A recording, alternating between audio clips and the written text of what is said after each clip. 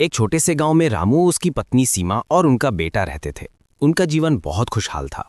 रामू दिन भर मेहनत मजदूरी करता और शाम को अपनी पत्नी को पैसे देता। सीमा बहुत समझदार और बुद्धिमान थी। इसी तरह उनका जीवन शांति और सुख से बीत रहा था। एक दिन रात में बहुत तेज तूफान और बारिश शुरू हो गई। रामू ने अपनी पत्नी से कहा, इस तूफान में हमारी टीन की छत उड़ सकती है, मैं बाहर जाकर देखता हूँ, तुम लोग घर के अंदर ही रहो।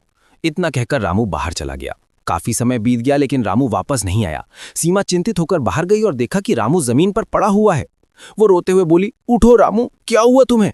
तभी उसने देखा कि रामू के पास से एक बड़ा काला सांप रेंगता हुआ जा रहा है।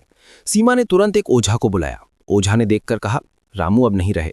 ये सुनकर सीमा और उसका बेटा जोर जोर से रोने लगे और भगवान से बोले, हे ठाकुर, आपने हमारे साथ ये क्या किया? समय बीतता गया। सीमा लोगों के घरों में काम करके अपने बेटे को बड़ा करने लगी। बेटा बड़ा हुआ, पढ़ाई की और नौकरी पाई। वो अपनी माँ से बहुत प्यार करता था। फिर उसकी शादी हुई और नई बहू घर आई। लेकिन धीरे धीरे बेटे का प्यार अपनी माँ के लिए कम होता गया। माँ की उम्र भी बढ़ती जा रही थी, लेकिन बेटा अब माँ की परवाह नहीं करता था। वो माँ को 2 वक्त का खाना भी ठीक से नहीं देता था। एक दिन बेटे ने अपनी माँ को घर से निकाल दिया और उसे वृद्धाश्रम में छोड़ आया।